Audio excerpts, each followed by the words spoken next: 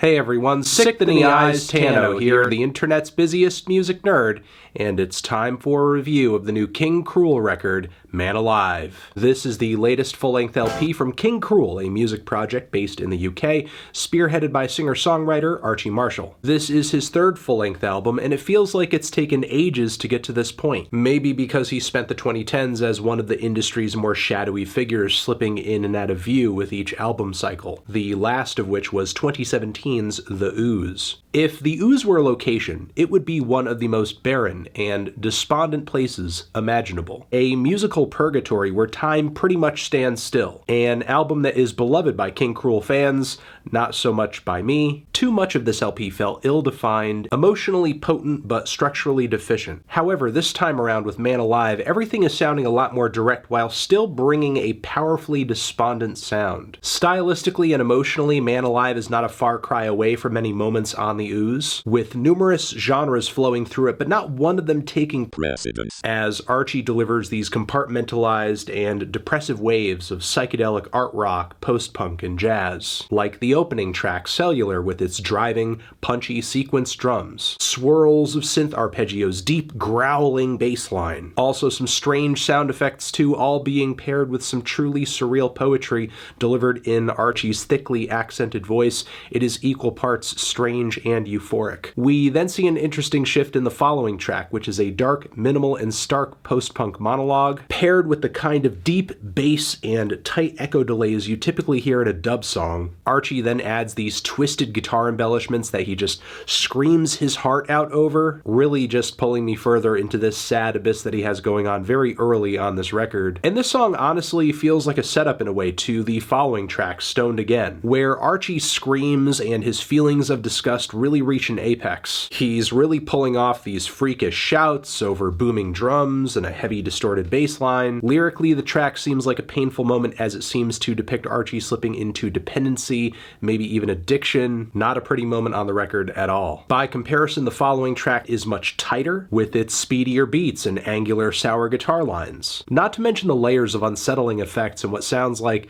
a sped-up sample of a voice talking. A very unorthodox batch of sounds that creates a super tense moment on the record, especially as Archie builds it higher and higher and higher into a twisted wall of sound at a few points in the track. The song The Dream felt like an interlude that I really wanted more out of. Meanwhile, the hollow, mushy wall of sound on Perfect Miserable, while I didn't hate it, it did create a noticeable lull in the track list. But things do pick up on Alone, OMEN 3, where the sound play gets pretty creative. Much more dramatic too, with some spotlit vocals. It sounds like being trapped in a hot, filthy, ratty motel room, complete with a slowly rotating ceiling fan over the bed.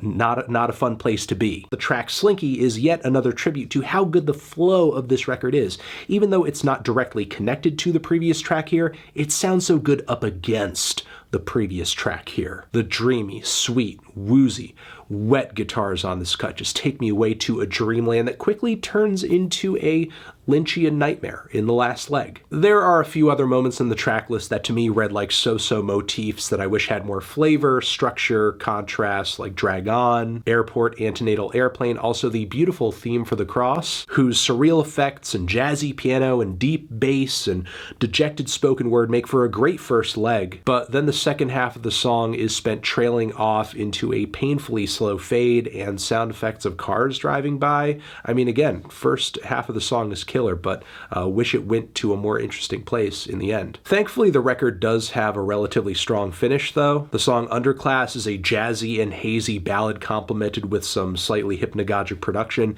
It sounds like a lost musical gem from decades ago. With its dreamy and strange layers of synth and sax, it is yet another moment on the record that reminds me of David Lynch's work. I could easily imagine the song being in the original Twin Peaks soundtrack. The song Energy Fleets is another sad ballad that continues this feeling of being caught in a vivid but sad dream. I'm struck with sleep paralysis. This track quickly transitions into the closer, Please Complete Thee, which is a stark finisher featuring vocals from Archie that sound a lot tinier and a lot lonelier than his other performances earlier on the record. His voice, which is typically deep and booming, is now calling out in a very sad and shy way over these muddy and droning synth chords. The instrumental, with its tone and with its effects, and with how drony it is almost bordering on dark ambient music. However, the whole thing does end in a bright, shimmering rush of keys and guitar, which is another moment on the record that is difficult to interpret, because every once in a while it does hit you with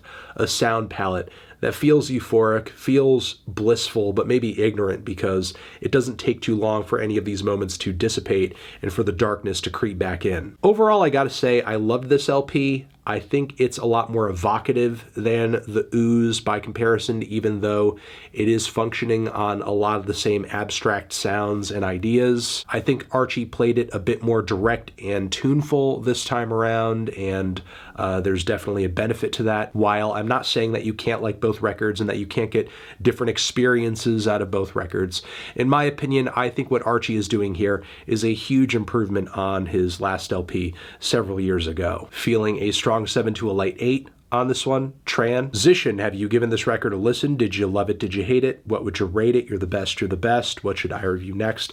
Hit the like if you like. Please subscribe and please don't cry. Hit the bell as well. Over here next to my head is another video that you can check out. Hit that up, or the link to subscribe to the channel. Anthony Fantano, King Krule, forever.